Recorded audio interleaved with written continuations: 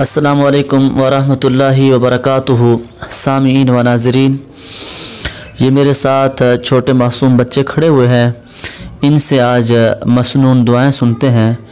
یہ ہمارے مدرسے میں پڑھتے ہیں، انہیں ماشاءاللہ 100 سے بھی زیادہ نبی علیہ السلام کی دعائیں یاد ہیں، تو ان سے سنتے ہیں دعائیں، تو یہ آپ کو اپنی دعائیں سنائیں گے۔ جی آپ دعا سنائیے، جب قبرستان میں داخل ہوں گے تو کون سی دعا پڑھی جائے؟ السلام علیکم یا اہل القبور یغفر اللہ لنا ولکم انتم سلفنا ونحن بالعصر۔ ہاں سلفنا نا۔ جی آپ سنائیے دعا جس وقت مردے کو قبر میں اتار رہے ہوتے ہیں، میت کو قبر میں اتار رہے ہوتے ہیں، تو وہ کون سی دعا ہوتی ہے؟ سنائیے۔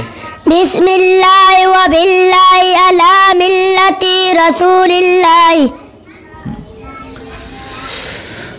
تو ماشاءاللہ انہیں دعائیں سنائی ہیں، تو 2-3 دعائیں اور بھی سن لیتے ہیں، انہیں الحمدللہ آتی ہیں، تو ساری دعائیں سننے کا وقت تو نہیں ہے، تو اس لیے جو ہے جس وقت ہمارا جلسہ ہوگا تو یہ ساری دعائیں سنائیں گے۔ تو جی بھائی آپ دعا سنائیے، کھانا کھانے کی بعد کی کون سی دعا ہوتی ہے؟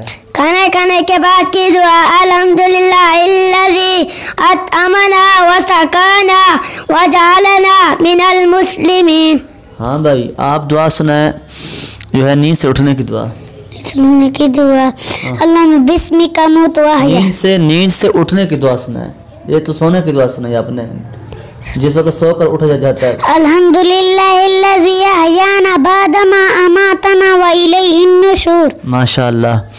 اور دعا سنائیں آپ، مجھے دعا سنائیں وضو کرنے کے بعد کی دعا۔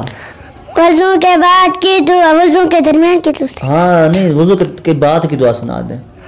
لا الہ الا اشہد اللہ اشہد ان لا الہ الا اللہ وحدہ لا شریک لہ واشہد ان محمدا عبدہ ورسولہ۔ آپ وضو کے درمیان کی دعا سنائیں۔